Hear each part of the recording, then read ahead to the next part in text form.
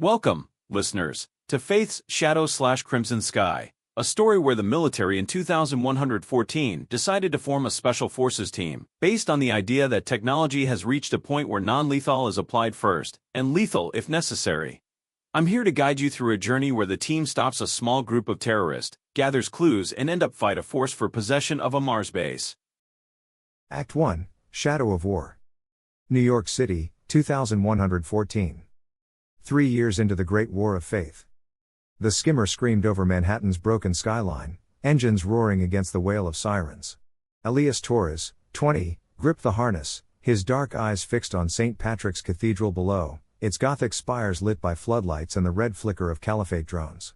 The United Christian Nations tactical team, 12 soldiers, batons at their hips, rifles slung, braced as the pilot's voice cut through the comms. 10 seconds to drop. Elias' pulse hammered, his fingers steady on his rifle's grip. Panama's heat and Cologne's muddy alleys were a world away, but this was why he'd signed on at 18, a dockworker's son with a knack for seeing patterns in chaos, recruited by the UCN as the Great War of Faith sparks flared. The Caliphate terror cell inside the cathedral held hostages, priests, families, maybe explosives, and the UCN needed it taken back, now. Torres, stay focused. Commander Ruiz growled, his grizzled face hard under a tactical visor. They've got the high ground. We breach, hit fast, secure the hostages. No mistakes. Yes, sir, Elias said, voice sharp despite the adrenaline flooding his veins. His baton hung heavy at his side, rifle strapped tight, the mission's weight like salty air on his skin. He wasn't here for glory, but to hold a line against a world splintered by zeal. The skimmer slammed onto Fifth Avenue's cracked pavement, boots hitting stone as drones shrieked overhead, their lasers painting Caliphate scouts in the towers. Gunfire erupted, wild, sharp, bullets pinging off marble. Elias dove behind a shattered pillar, breath ragged, as Ruiz signaled the team to split. Flank the doors. Drones, clear the towers. A sniper's round tore through the air, punching Ruiz's chest. Blood sprayed the cathedral steps, his body crumpling, visor cracked. Commander! Elias shouted, but Ruiz's eyes were blank, gone. The team froze, shouts drowned by the gunfire's echo. Panic clawed Elias' gut, but his mind raced, patterns, always patterns. Someone had to lead. Ruiz is down. Left flank, now. He barked, voice cutting the chaos. This is Torres, drones, suppress the towers, move. The squad hesitated, then followed, their trust a weight he hadn't asked for. He was no commander, just a kid from Cologne with a rifle and a will to act, but the cathedral loomed, and the hostages were running out of time. They breached a side entrance, boots silent on the stone floor. Inside, St. Patrick's was a cavern of shadows, pews splintered, stained glass glinting like jagged teeth, the air thick with fear and faint incense. Elias took point, rifle raised, his team's breaths loud in the comms. A shadow darted from the altar, small, quick, a rifle's barrel catching the light. Instinct kicked in, Elias fired, a round cracking the air. The figure screamed, a high, piercing cry, and collapsed, blood pooling on the marble. Elias stumbled forward, dread icing his veins. The body was small, a boy, no older than 12, his face soft under a caliphate bandana, eyes wide, unseeing. A child. The rifle clattered from tiny hands, and Elias' knees hit the floor, bile burning his throat. His team's gasps hissed through the comms, but the world blurred, memory dragging him back. Panama, 2105. Return to the light. Rain slammed Cologne's tin rooftops, a relentless drum over the market's shouts. 11-year-old Elias slipped into the cramped house, shaking rain from his hair, the strange hum from the Panama Canal still buzzing in his ears. Vendors hawked mangoes and batteries outside, but inside, the air was warm, heavy with wet earth and the glow of candles on a small altar. An old woman in bed, Abuela Rosa, his grandmother, her rosary clicking in hands rough from years of work, her sharp eyes pinning him the moment he stepped in. Elias, mi niño, she rasped, voice frail but fierce, like when she'd chased off gang kids with a broom. Sneaking again? What did you hear out there? He grinned, caught. Just the canal. Maybe something else. A hum, like a machine. Her gaze softened, but she waved him close. Curious boy. That's good. You'll need it. Elias knelt beside her, the rain's roar fading as she spoke. La fe no es solo palabras, she said. Faith isn't just praying. It's what you do when the world's breaking. She pressed her rosary into his hands, its beads warm, smooth, heavy with something unspoken. Prométeme. Nunca dejes de buscar la luz. What's the light, abuela? He asked, turning the rosary over. It felt like more than beads, like a secret. She coughed, her grip tightening. It's in here, she said, tapping his chest. Then she pointed to a carved wooden box on her shelf, etched with a cross. And there. Keep it closed when I'm gone. Gone? His stomach twisted. You're not going anywhere. Shh. She waved him off, fierce as ever. God's calling. You be ready. That night, her breath faded, soft as the last candle's flicker. Elias sat by her, tears mixing with the rain's drum, the rosary clutched tight. Cologne's vendors kept shouting, the canal kept groaning, but without her, the world felt wrong. New York City, 2114. The light begins to shine. Elias snapped back from his vision, the cathedral's cold marble biting his knees. The boy's blood stained the floor, a wound in the light, Abuela Rosa had told him to seek. His fingers found the rosary at his wrist, its beads warm, grounding. His comms crackled, drone scouts reported 5 more hostiles, all small, moving possibly kids. Children, brainwashed, radicalized, armed, caliphate pawns. His squad gathered, faces pale under visors, waiting for his call. No more blood, Elias said, voice low, resolute. They're kids. We take them alive. Abuela's words burned in him, faith was action, mercy a choice. Drones, map the vents. We'll use our non-lethal gear, foam traps, sonic pulses and flashbangs. If no choice, switch to rifle, but we end this clean. The team nodded, shaken but steady. Elias synced his HUD with the drones, their feeds showing 5 small figures near the altar, rifles clutched in trembling hands. Ages 10 to 13, faces gaunt, eyes burning with fear and fervor. The caliphate had turned children into weapons, but Elias wouldn't mirror their sin. Sanchez, set foam traps at the chancel exits, he ordered. Lopez, sonic emitters in the vents, low frequency, disorient them. We heard, not hunt. Copy, Torres, Sanchez said, moving fast. Lopez frowned, voice tight.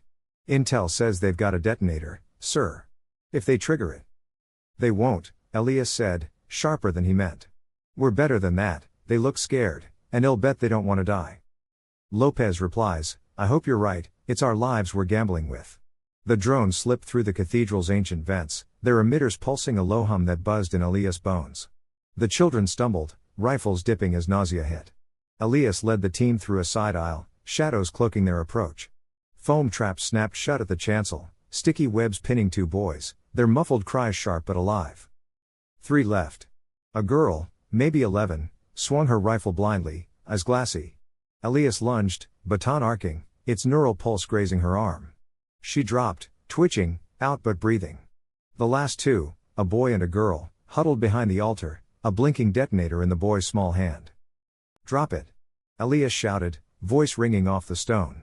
The boy froze, finger trembling on the trigger. Elias lowered his baton, palms up, the rosary dangling. You don't have to do this. We're not your enemy. The girl sobbed, clutching the boy's arm. They said we'd enter Jannah. They lied, Elias said, stepping closer, voice soft, firm. Jannah isn't death. It's living, helping others. Let me help you. The boy's hand shook, then fell, the detonator clattering to the marble. Lopez surged forward, foam launcher pinning them both, their small bodies slumping, safe. Elias exhaled, the cathedral's silence heavy as the weight of command settled. The hostages, 20 priests, families, civilians, were freed from the crypt, shaken but whole. The children, bound in foam, were carried out, their faces haunting Elias as medics took them. He stood by the altar, the boy's blood still dark on the floor, the rosary warm against his wrist. Torres, Sanchez called, voice low. Brass says you're in charge now. Hell of a call back there. Elias nodded, eyes drifting to the stained glass, a saint's face glowing in the dawn. Abuela Rosa's light wasn't just prayers, it was this, choosing mercy when the world demanded blood. The war was coming, bigger than New York, bigger than him. But he'd carry her charge, no matter the cost. Outside, the skimmer waited, Manhattan's dawn breaking over a city blind to the abyss ahead. Elias stepped into the light, the rosary a quiet vow, a beacon against the storm. Somewhere over the Atlantic. May 15, 2124. The skimmer sliced through the night, engines a low growl as clouds parted to reveal a moon like a chipped coin. Elias Torres, now 30, sat alone in the dim cabin, his lean frame taut against the hum of machinery. His dark eyes traced the rosary looped around his wrist, beads clicking softly as he rolled them between fingers scarred by years of war. Panama's salt and Cologne's clamor were distant, but the weight of his family, Abuela Rosa's fierce love, his mother's quiet prayers, his sister's letters from a canal under siege, clung to him like damp earth. 13 years into the Great War of Faith, the world had fractured into jagged domains, Christianity's crosses staked across the Americas, Russia, South Africa, and Australia under the United Christian Nations banner, the Crescent Dawn Caliphate's minarets rising from the Middle East, North Africa, and Europe's ruins, the Concordance's orbital gleam a cold counterpoint from Mars, China, Japan, and South Korea. Elias had fought on too many fronts, each battle testing the mercy he'd vowed a decade ago in St. Patrick's Cathedral, where a child's blood stained his hands and reshaped his soul. Now, the UCN's Joint Special Operations Command had seen what he'd done that night, taken command, spared lives, turned chaos into order, and handed him a new charge, Shepherd's Blade, an elite JSOC unit built to change warfare itself. JSOC believed technology, drones, neural pulses, foam traps, could tilt the battlefield toward restraint, not slaughter. St. Patrick's had been proof, mercy could win where bloodlust failed. Elias' promotion to captain and command of this experimental team was their bet on him, a Panamanian son whose restraint outshone his rage. The weight of it pressed on him, faith, team, family, each a thread in the light Abuela had urged him to seek. His faith, rooted in Cologne's candlelit altar, demanded he honor God through mercy, not might, even as the war's zeal strained belief. Busca la luz, she'd said, and he'd tried, every non-lethal strike a prayer, every life spared a defiance of the Caliphate's creed. But doubt gnawed, could mercy hold against a world that craved blood? His team, Shepherd's Blade, were lives in his hands, strangers he'd soon meet, each with dreams, fears, families. He'd lead them not just to survive, but to uphold the UCN's fragile hope, that technology and restraint could carve a path through war's abyss. Failure meant their blood, a burden heavier than command. And his family, his mother, still in Cologne, her letters filled with pride and worry, tied him to Panama's soil. Every choice he made rippled home, a promise to keep their world from breaking. The rosary's beads clicked, a reminder of Abuela's charge, but also of the boy in St. Patrick's, whose face haunted him still. The descent warning blinked red, the skimmer banking toward a UCN base where Shepherd's Blade awaited. Elias stood, the rosary slipping beneath his sleeve, his jaw set. JSOC's vision, his team's lives, his family's hopes, his faith's fire, all rested on him. The war was vast, but he'd lead as he'd learned, with a baton before a blade, mercy before wrath, light before shadow. Busca la luz, he murmured, Abuela's words a quiet flame. The hatch opened, and he stepped into the night, a man of Panama carrying his command like a torch, flickering, but unbroken, a beacon against the abyss ahead. Panama City, Panama. June 30, 2125. A year later, back in Panama, the war's scars had deepened, etching lines into the land and its people.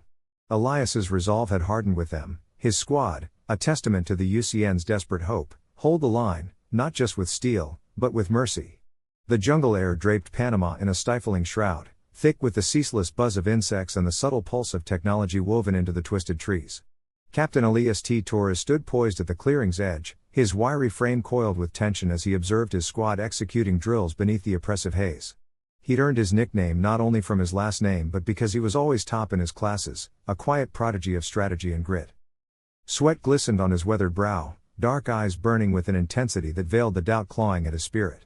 Faith had borne him through the many years of the Great War of Faith, a conflict that had splintered the world into jagged fragments of conviction, yet each day its burden grew heavier, whispering a relentless question: how long can mercy endure this onslaught? By 2125, the Caliphate seemed tired of war, satisfied with its gains and sought peace, or so it claimed. Rumors swirled that the Caliph, the supreme leader, had a dream or vision, that the killing needed to end. Yet other rumors suggested that some in Caliphate disagree with this view, and yearn to continue their conquests. Faster, Bear, T snapped, his voice slicing through the muggy air. Jamal Bear Carter, a towering man with hands gentle enough to soothe a child, spun mid-motion, his foam launcher pinning a training dummy to a palm tree with a wet thud that reverberated in the stillness.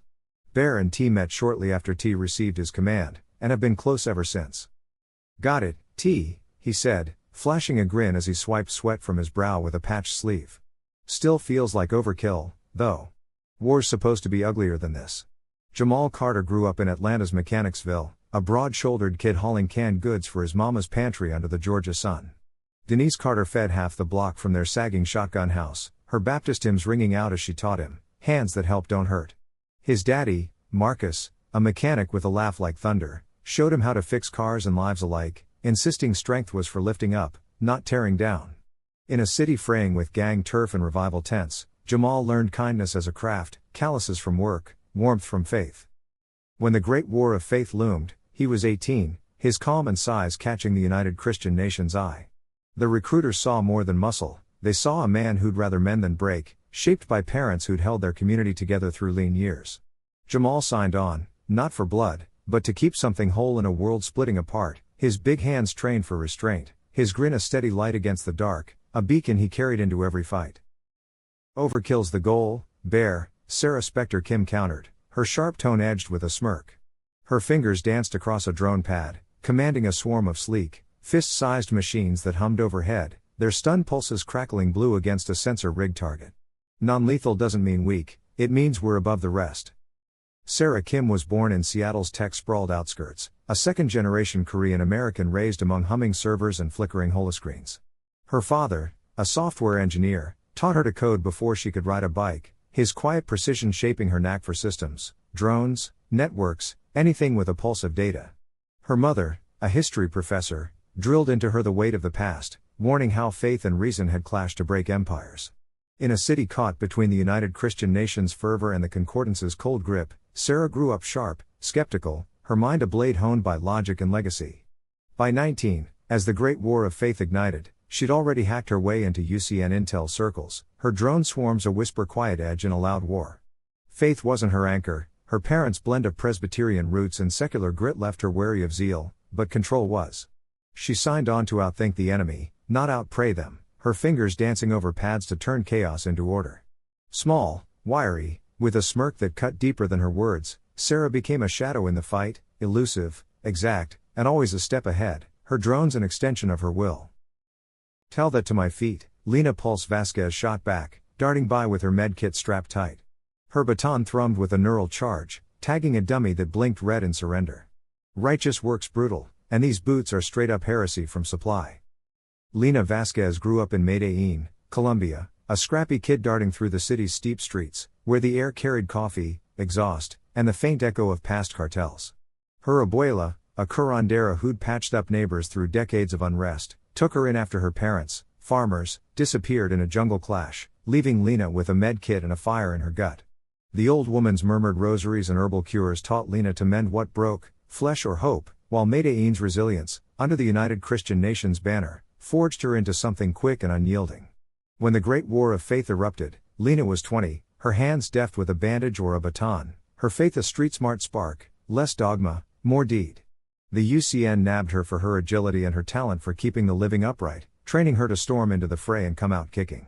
She didn't lean on sermons, her belief that the fathers will burned in the act of saving, fighting, enduring, her grin sharp as a blade, her boots worn from stomping through Columbia's scars and beyond, a testament to her relentless spirit. Nikolai Red Sokolov chuckled darkly from atop a moss-slick log, his sonic rifle slung casually across his knee. "Righteous? We're twiddling our thumbs while the Crescent Dawn Caliphate creeps closer." His grizzled Russian drawl carried a bitter bite, forged by years of witnessing faith and steel collide without resolution.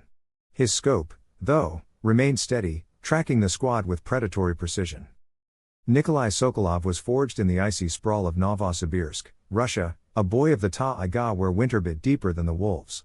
His father, a retired Spetsnaz sniper, raised him on tales of steel and survival, teaching him to track, shoot, and wait, patience as a weapon, while his mother, a factory worker, instilled a dour Orthodox faith, her icons staring from their cramped flats walls. In a land reclaimed by the United Christian Nations, where crosses rose over old Soviet scars, Nikolai grew lean and hard, his hands steady, his eyes cold as the Siberian wind. By 25, as the Great War of Faith tore the world apart, Nikolai was a veteran of Russia's border clashes, caliphate incursions met with his rifle's low hum. The UCN tapped him for his aim and his cynicism, a man who'd seen faith and fury collide too often to trust either fully. He didn't pray much, his creed was in the scope, the shot, the silence after. War was a hunt, and he was its predator. Grizzled and gruff, his drawl carried the weight of too many winters, his sonic rifle an extension of a soul that preferred endings to beginnings, a hunter's patience etched into every line of his weathered face. Elias stayed silent, his gaze drifting to the horizon where the sky melted into the overgrown canopy. Thinking about the players on the field. The war had carved the world into stark domains, UCN, the Caliphate, and the Concordance. 3 years of bloodshed had only deepened the divides, fueling the fire of zeal. Questions glare in his head: how could so many under the supposed same God find themselves so divided? Elias tightened his grip on his baton, its stun tip glowing faintly, a beacon of restraint in a world that seemed to hunger for none. A comms unit crackled at his belt, its harsh static shattering the humid stillness. Shepherd's Blade, command here. Immediate redeployment to the United States. Threat to Washington, D.C. detected. Briefing en route. Move out. Elias's jaw clenched, the jungle's drone fading as his focus sharpened. Gear up, he ordered, voice steady despite the adrenaline surging through him. We've got work. Back to the States? Bear asked, hefting his pack onto a broad shoulder, his easy grin fading into a furrowed brow. Thought Bogota earned us a breather. Finding the leader of that guerrilla group, and performing that perfect raid on the drug warehouse downtown. What's the game now? No rest for the weary, Spectre replied, her drone spiraling back to her side as she synced them to the skimmer's uplink. Washington, D.C.'s the crown jewel of the block, too tempting a target. They'd strike it just to see us bleed. Fantastic, Red muttered, sliding off the log with a grunt, his rifle slung across his back. More mud, more fanatics. Bet it's the water supply again, always the water. Stow it, T said, though Red's hunch burrowed into him like a thorn. We'll know soon enough. Skimmers prepped, move. The squad sprang into motion, boots sinking into the damp earth as they boarded the stealth skimmer. Its matte black hull drank in the jungle light, and with a low hum, it rose, the canopy blurring beneath them. Elias stared out the viewport, the weight of command settling over him like a heavy cloak. The war had stretched them to breaking, too many fronts, too few wins, and now DC loomed. Something massive was brewing, he could feel it deep in his bones, a shadow inching nearer. Mid-flight, the briefing flickered onto the skimmer's holoscreen, Colonel Hargrove's stern face cutting through the grainy feed. His gray eyes pierced the distance, unyielding. Shepherd's Blade, we've tracked an Islamist cell to the Potomac pumping station. Drone sweeps show barrels of a biotoxin, slow-acting, waterborne, meant to sicken millions downstream over weeks. Neutralize them, capture if feasible, trace the source. Godspeed. T sighed, so much for the Caliphate wanting peace. Act 2, Shadow rises at home. Washington, D.C., United States. Water supply, Red said, leaning back with a smirk that didn't touch his eyes. Called it. These bastards stick to the old playbook. Smart move, Bear said, flexing his hands as he checked his foam canisters. Hits everyone, soldiers, civilians, kids. Doesn't discriminate. Pure gutless filth. Smart until we smash it, Pulse shot back, her grin fierce as she snapped her medkit shut. Let's wrap this fast, I'm not dying today.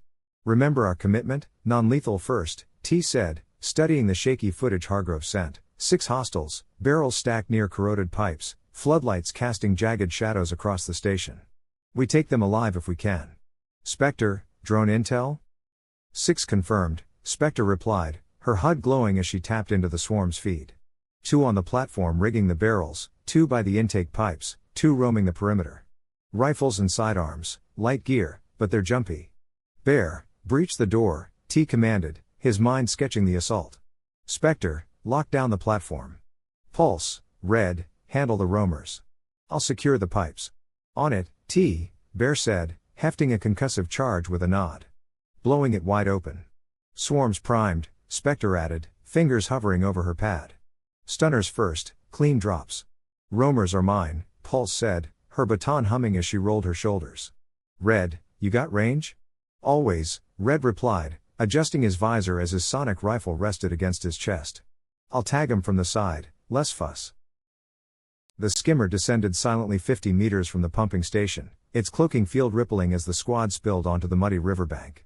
Rain tapped against their visors, the Potomac's dark surface shimmering under the station's stark floodlights. The structure loomed ahead, crumbling concrete and groaning pipes, a relic of a lost era now thrust into war. T raised a hand, and the team fanned out, shadows melding with shadows, closing in with lethal grace. Bear hit the steel door first, planting the charge with a faint beep. Fire in the hole, he murmured, stepping back. The blast roared low, the frame buckling inward as metal fragments skittered across the slick floor. Spectre's drone surged through the gap, a buzzing tempest diving toward the platform where two figures crouched over the barrels. "Stunners live," she called, unleashing a volley of blue arcs. The pulses struck true, one guard froze, a detonator slipping from his limp hand, the other's rifle clattering as he slumped. The drones wheeled back, hovering in a protective arc as shouts echoed within. "Oh yeah," Bear bellowed, charging through the breach. A fighter lunged from a side passage, pistol blazing, rounds pinging off the walls. Bear's foam grenade erupted mid-flight, cocooning the man in a sticky web that pinned him to a pipe, his muffled snarls fading as the foam set. "Sit tight, buddy." T veered right, boots skidding on the wet floor as he homed in on the intake pipes. Two hostiles knelt there, dark canisters with glowing valves piled beside them, one already linked to the system. "Drop it," he barked, baton raised. The closer man whirled, rifle swinging up, but T's stunned pulse flashed first, dropping him in a spasming heap. The second lunged with a wrench, eyes wild with desperation, and T ducked, his foam grenade bursting to trap the man mid-swing, the tool clanging as he thrashed in vain. "Pipes secure," T shouted, ripping the canister free. Roamers closing, Pulse yelled, sprinting left toward the station's perimeter. Two fighters emerged from the gloom, rifles spitting fire that sparked off the walls. She dove behind a rusted pump, her baton cracking a knee with a neural burst that sent the first sprawling into the mud. "One out." "Two out," Red said coolly over the comms, perched near the skimmer. His sonic rifle thrummed, a low-frequency wave rippling through the air, and the second roamer crumpled, clutching his head with a groan. "Like fish in a barrel." "Well, barrels are the target," Spectre said, her drone circling as she advanced. "Scans confirm biotoxin, slow burn, waterborne. We stopped it cold." "Too close for comfort," Pulse muttered, zip-tying her captive as he stirred, his glare defiant. She yanked him up. "Who's running the show?" T hauled the leader forward, a lean man with a scarred face and a stare like tempered steel. "Yusuf," he rasped, spitting at the dirt as restraint snapped around his wrists. "You delay God's will." Yusuf scoffed, his voice a low growl. "The caliph's gone soft, dreaming of peace while we burn the infidels. Red Dawn doesn't kneel." Spectre stepped close, her voice cutting. "Who's pulling strings? Speak." His lips curled, a glint of triumph flickering in his eyes, and he hissed one word: "Bradford." "Bradford?" Bear frowned, locking down the last barrel. "That's domestic, stateside?" "Borders are porous," Red said, slinging his rifle as he joined them, rain streaking his visor. "Wars spread us thin, cells sprout like weeds." "Run it," T ordered, unease coiling in his gut. Yusuf's smirk felt off, too smug for a man in chains. Spectre's fingers raced over her pad, sifting through chatter and intel. After a taut minute, she looked up. "Hit confirmed. Compound in Virginia, Blue Ridge Mountains." T's eyes narrowed, the name ringing like a distant alarm. The war's edges were blurring, faith, borders, and motives tangling into something new, something darker. He glanced at Yusuf, whose silence now felt like a taunt, and then at his squad, their faces set with resolve. Whatever Bradford meant, it was a thread they'd pull until it unraveled, or snapped. He sat there, puzzled. "We heard they wanted peace. Why would the caliphate ruin that peace with attacks like this?" He murmured, the question hanging heavy in the damp air. "Virginia, United States." The skimmer sliced through the crisp Virginia air, the Blue Ridge Mountains unfurling below in a jagged tapestry of mist and pine. He gripped the controls, his dark eyes fixed on the horizon, the Potomac victory a fading echo beneath the certainty that bigger shadows loomed. The squad was quiet, the hum of the engines filling the silence, but the tension coiled tight, each member nursing the same unspoken question: "What's next?" "Blue Ridge Mountains," Bear said, breaking the stillness as he lounged across a bench, foam launcher propped beside him. "Command's got us hunting ghosts now? What's the score?" "Fortified compound," Spectre replied, her drone pad casting a faint glow across her sharp features. "Sat scans show activity, encrypted signals, heat signatures. Hargrove's betting it's a splinter cell, not mainline caliphate." "Splinters cut deeper," Red muttered, his grizzled hands polishing his sonic rifle with methodical care. "Smaller they are, nastier they get." "Could be," T said, voice low as the skimmer dipped toward a forested ridge. Pulse tightened her med kit straps, baton swaying at her hip. Fanatics with fancy toys? My boots are still cursing Panama, supply's gonna hear about this. The skimmer settled in a clearing 2 clicks out, its cloaking field rippling as it nestled among twisted oaks. The air bit cold, thick with damp earth and pine sap, a sharp shift from the jungle's chokehold. T signaled, and Shepard's blade moved, boots crunching frost as they closed on the compound, a brutalist slab of concrete and steel dug into the mountainside, its perimeter bristling with sensors and autocannons glinting in the gloom. Spectre's drones buzzed ahead, slicing through the mist. 17 hostiles, she reported, HUD flickering. 9 outside, 4 inside, 2 on the walls, 2 in a tower. Rifles, grenades, and a tarp-covered beast, looks like a rocket launcher. Non-lethal's the call, T said, visor tracing the layout. Bear, breach the gate.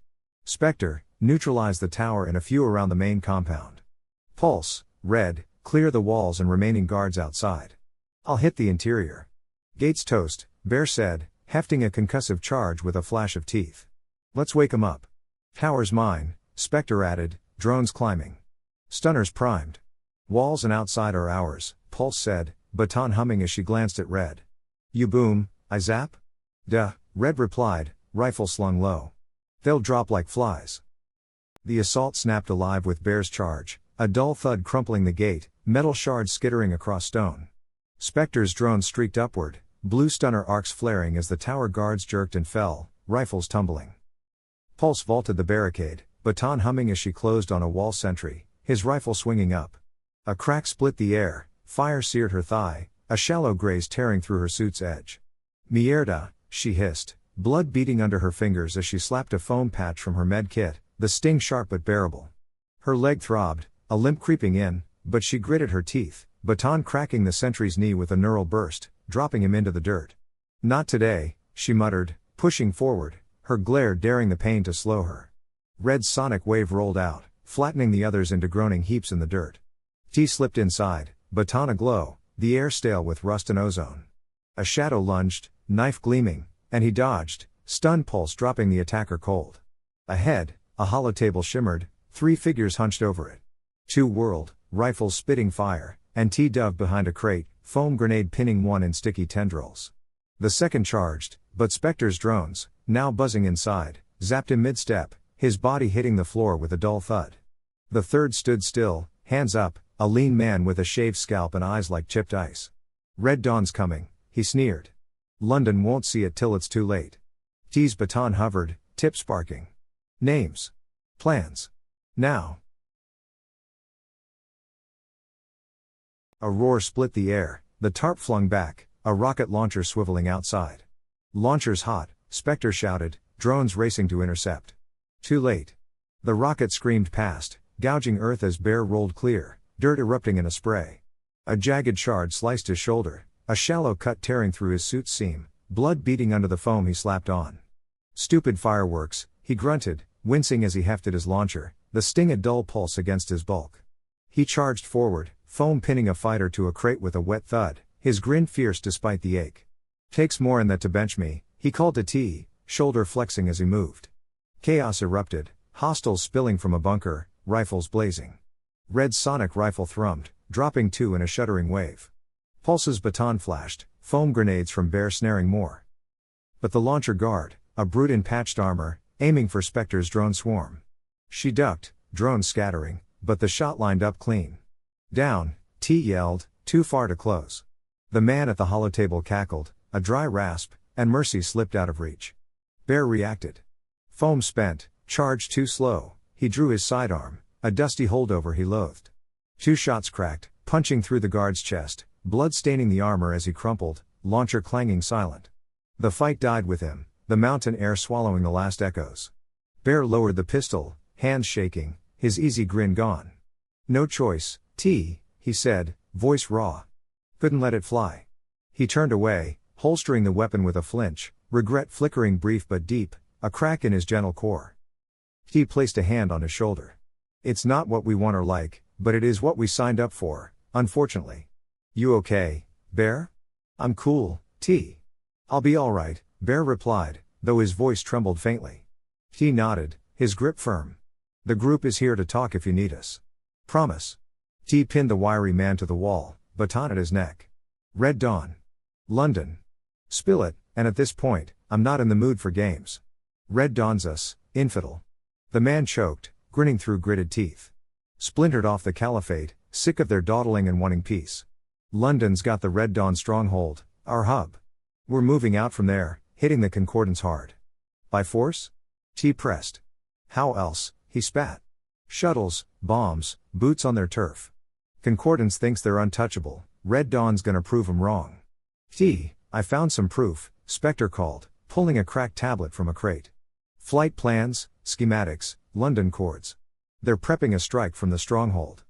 Secure him, T ordered, stepping back as Pulse zip-tied the captive, his smirk unyielding. He glanced at Bear, still staring at the dead guard, then out at the misty peaks. Red Dawn wasn't just a spark, it was a rogue flame, and London's Red Dawn stronghold was their launchpad. Bear's shot had bought them time, but the cost lingered in his eyes, a shadow T knew wouldn't fade easily. Skimmer, now, T said, voice firm. We're heading to London. Concordance supplied some of these arms, I think they owe us a quiet ride in. The skimmer lifted off, cloaking field shimmering as it cut through the Virginia dawn. T patched through to command, briefing Hargrove on the intel. Red Dawn's stronghold in London was the next target, a nerve center buzzing with plans to destabilize the Concordance. Hargrove grunted approval, promising to loop in the Concordance for support. Until the support arrived, T and his team were ordered to stand down and get some rest. T turned to the squad, a faint smile breaking through. Command has a house for us to get some rest and. He paused, letting the tension ease. And maybe some good American barbecue and volleyball. Bear's face lit up, a spark of his old self returning. It's about time. Red grunted, a rare smirk tugging at his lips. There better be ribs and potato salad. House in Virginia, outside of D.C. The skimmer ride back was a quiet bruise, the squad nursing aches and doubts as the Blue Ridge faded behind them. Command's promise of rest broke the gloom, a rare gift after months of relentless fronts, and the scent of smoke soon replaced the sting of gunpowder. The safe house hunkered down in a wooded stretch of Virginia close to the shoreline, a stone's throw from Washington, D.C., its peeling clapboard walls and sagging porch more suited to a retired park ranger than a UCN squad on standby. Inside, the air buzzed with the smoky glory of barbecue, ribs crackling on a rusty grill out back, the sharp tang of sauce cutting through the humid evening. T manned the setup, apron slung haphazardly over his tack gear, flipping meat with the finesse of a baton twirl, his dark eyes glinting with rare amusement. The squad sprawled around a splintered picnic table, plates heaped with ribs, potato salad, and cornbread. Red's grumbled demands delivered, courtesy of Command's guilt over their endless deployments. These ribs, Bear moaned, sauce streaking his chin like a battle scar, are the real mission. Forget the caliphate, this is why we fight. He brandished a gnawed bone like a scepter, grinning at Pulse. Volleyball's next, I'll rule the court with this, watch me. Rule the court? Pulse snorted, lobbing a glob of potato salad that splattered his chest. Pulse sprawled at the picnic table, ribs piled high, her thigh bandaged under a torn pant leg. She winced as she shifted, tossing a glob of potato salad at Bear, her grin fierce despite the ache. Scar collection's growing, she said, rubbing the dressing, but these boots'll still dance circles around you, big guy. Bear yelped, clutching the spot like it was a stunned Pulse. Those paws are too busy bowing to barbecue to hit a ball. She kicked back, boots on the table's edge, smirking as Spectre diced her cornbread into precise squares, probably plotting its aerodynamics. Red grunted, a rib pinched between his fingers like a grenade pin. Volleyball? I'll bury you all, Siberian style. No rules, just bruises. He swigged a tepid beer, grimacing at it like it had insulted his ancestors. This piss water's a crime, but the ribs save it. T, you're grill king now, demote Hargrove. T laughed, wiping his brow with a sauce-smeared sleeve. High praise, Red. Eat up, volleyball's coming. I'll spin serve you into next week, Panama rules. The squad roared, piling on seconds, their laughter bouncing off the pines. For a fleeting hour, the war's weight lifted, Red Dawn's threat drowned out by clinking plates and Bear's bellowing guffaws. An hour later, stuffed and staggering, they lurched toward the overgrown yard, volleyball in tow. Game on, Bear roared, wobbling like a felled tree, only to collapse onto the grass with a dramatic thud. Food coma's lethal, call it a TKO. Pulse cackled, then flopped beside him, muttering, pork 1, Pulse 0. Spectre, slumped against an oak, droned, drones could spike it. before trailing off into a snore. Red, sprawled across the porch steps, growled, "Amateurs. I'd dominate. If my legs worked." T, propped against the grill, Rosary catching the dusk's glow, shook his head. "Busca la luz? More like busca a bed." Soon, snores rumbled through the Virginia twilight, the volleyball tumbling into the weeds, Shepard's blade down not by rockets, but by a rib-fueled ambush. Hours later, an encrypted channel crackled through the stillness, jolting the squad from their barbecue-induced stupor. The Concordance had a stealth transport waiting off the Atlantic coast, primed to slip Shepard's blade into London unnoticed. Groans echoed as they peeled themselves off the ground, sauce-stained fingers fumbling for gear, the food coma's grip reluctantly loosening. They trudged through the pines, the scent of smoke and pine sap clinging to them, until they reached the coast, a sleek, matte black transport hydrofoil dancing above the waves, its cloaking field shimmering like oil on water. The hatch slid open, revealing the captain, a lanky figure straight out of a hollow western, all sharp jaw and weathered squint, a battered Stetson perched atop a mop of graying hair. He leaned against the controls, a toothpick rolling between his lips. "Folks call me Tex," he drawled, voice rough as gravel and twice as dry. "Welcome aboard my little slice of the ocean. This sweetheart can glide above the ocean waves at the speed of most jets." Spectre blinked, her drone pad still clutched like a lifeline. "A cowboy working for the Concordance? That's statistically improbable." Tex grinned, tipping his hat with a flourish that sent a faint whiff of leather their way. "Joined up a few years back, darlin'. UCN's got grit, but the Concordance? They've got the shiniest toys this side of Mars. I've hauled more'n a few, some you'll see soon enough, I'm sure. Paycheck's just the gravy. Beats wranglin' cattle in a dust bowl." He spun on his heel, boots clacking against the deck, and hollered, "All aboard. Next stop, jolly ol' England. Mind the gap and keep your hats on, 'cause we're ridin' stealth style." The squad piled in, Bear ducking to avoid the hatch frame, still clutching a rib bone like a talisman. "This guy's a hoot," he muttered, settling into a seat with a groan. "Hope his ship's faster than his drawl." Pulse smirked, kicking her boots up. "Long as he's got coffee, I'm good, barbecue's still winning this war." Red just scowled, eyeing Tex like he was sizing up a rival sniper, while Spectre synced her drones to the transport's uplink, muttering about cowboy variables. T slid into a corner, Rosary clicking softly, a faint smile tugging at his lips as Tex's twang filled the cabin. The transport hummed to life, engines a low, predatory growl as it took off, slicing through the Atlantic waters. The squad settled in, the rhythmic thrum a grim underscore to the storm brewing across the ocean. Red Dawn was moving, and London was ground zero. Tex's voice crackled over the comms, undaunted. "Hold tight, y'all, gonna slip past their radar like a fox in a henhouse. Might even have time for a pit stop if you fancy some tea with your tango." Bear chuckled, Red snorted, and T's gaze hardened, the weight of command settling back like an old friend. The barbecue was a memory now, but its warmth lingered, a fleeting spark against the dark they were hurtling toward. Act 3, Shadow on the Thames. London, England. The Thames slithered through London's blackened heart, a ribbon of ink beneath a sky bruised with clouds. Tex's stealth transport purred upriver, its cloaking field bending the night around it, a ghost skimming the water's surface. The city loomed silent, its spires and shattered domes swallowed by curfew's grip, Red Dawn's iron rule choking the old capital. St. Paul's Cathedral crouched ahead, its dome a shadowed sentinel, the stronghold of a splintered faith now bent on chaos. Inside the cabin, Shepard's blade sat taut, the hum of the engines a low growl under their boots.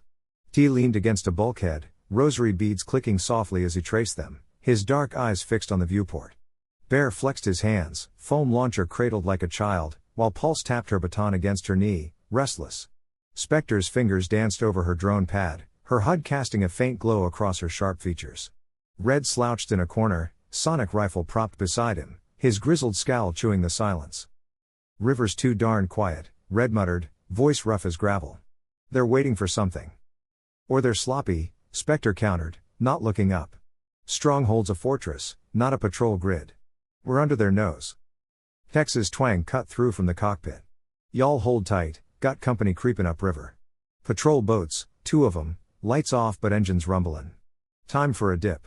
He flashed a grin, toothpick rolling between his lips, and punched a control. The transport shuddered, then sank beneath the Thames with a hiss, water swallowing its matte black hull. Bubbles churned past the viewports as the squad braced, the cabin dimming to a murky green. "Underwater cowboy," Bear chuckled, gripping his seat. "You're full of tricks, Tex." "Gotta be, big fella," Tex drawled. "These Caliphate boys don't play nice, rather not tango with their cannons." The patrol boat's thrumming engines faded overhead, their wakes rippling above as Tex held course. Minutes later, the transport breached silently near the Millennium Bridge, its skeletal frame glinting faintly in the moonlight. The hatch slid open, and the squad spilled onto the slick embankment, boots sinking into mud as Tex waved them off. "Y'all holler if you need me. I'll keep the engine warm." T signaled, and they moved, shadows threading up Peters Hill, a narrow vein of cobblestone flanked by shuttered shops and skeletal lampposts. The cathedral's bulk loomed closer, its courtyard sprawling wide and exposed, floodlights carving harsh angles across the stone. "Too open," T murmured, visor scanning. "Godlyman Street, more cover." They veered left, hugging the tighter alley of Godlyman, its brick walls and overhangs cloaking their advance.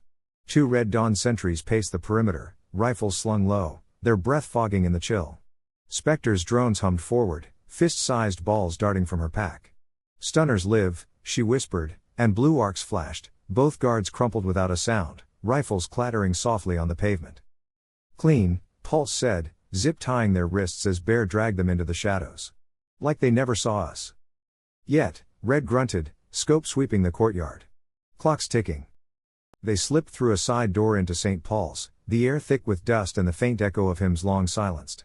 Scrawled across the walls, red paint bled in jagged script, "Dawn breaks all," the words smeared over faded frescoes of saints, their eyes gouged out.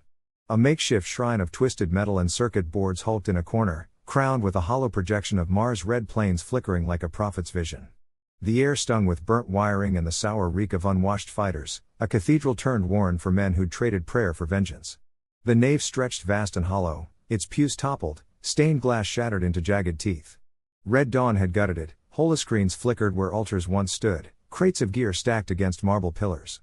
He raised a fist, and the squad fanned out, boots silent on the cracked floor. A lone guard dozed near a stairwell, head lolling against a crate. Bear's foam grenade pinned him mid-snore, a sticky cocoon muffling his grunt. Upstairs, 2 more lingered in a corridor, muttering over a tablet. Spectre's drone struck again, stun pulses dropping them like sacks, their bodies slumping against the wall. Pulse smirked, securing them. "Sleep tight, boys." The planning room glowed faintly at the hall's end, its door ajar. He nudged it open, baton ready, and they slipped inside. Maps and schematics sprawled across a hollow table, red lines snaking from London to a pinpoint labeled Olympus Mons, Concordance Outpost, Mars. Spectre's eyes narrowed, her pad snapping pics in rapid bursts. "They're hitting Mars," she hissed. "Shuttles, bombs, ground assault, Red Dawn's going all in." Spectre added, "Looks like Concordance is keeping Mars neutral, fusion tech's their ticket to outlasting this war. Red Dawn's hitting it to force 'em to pick a side, tip the war." "Neutralize the Concordance's crown jewel," T said, voice low, the rosary tight in his grip. "No peace, just war on a new front."